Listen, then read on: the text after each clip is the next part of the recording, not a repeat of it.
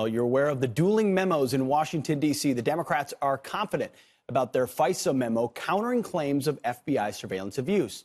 But President Trump not ready to release it yet to the public, asking Democrats to revise their document because of national security concerns.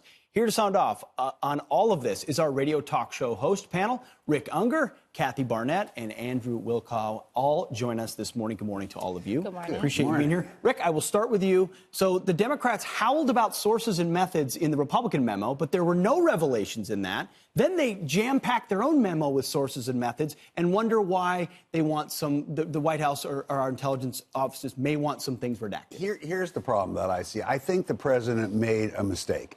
He should have redacted something in the original Nunes memo so he could say, see, I was concerned about national security, as the FBI and the Justice Department were. But he didn't. Now, when he has problems with what's in the Democrats' memo, first of all, if I were him, I would have had my national security team do some redactions. But by sending it back, the pro-Trumpers are going to go, I understand it's national security. The anti-Trumpers are going to say, you just don't want us to see it. But it's the people in the middle, and they're going to have a problem with this. But you're talking politics and optics. You're saying redact for the sake of it. That's what this is about. Kathy, that's not what this should be about, though. No, it is not. Listen, Democrats got exactly what they wanted. They wanted a continuation of this campaign of disinformation, muddying the water. That's the reason why they have a rebuttal. What do you need a rebuttal for? Just present the facts and allow us to do. And because Americans are not as dumb as most politicians seem to think that we are. We have some real issues here. I believe that we're in the midst of a possible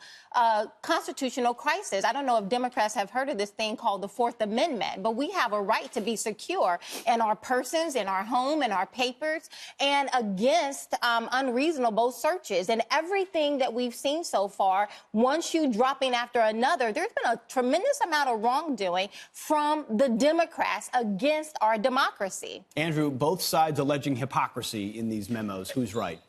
As long as there's no sources and methods, right? As long as we're not giving, that's been the whole thing. Now, all of a sudden, the Democrats are the friends of the badge, right? All of a sudden, they're the pro-law enforcement, the law and order crowd. And then it's the Republicans hate the cops. That's ridiculous.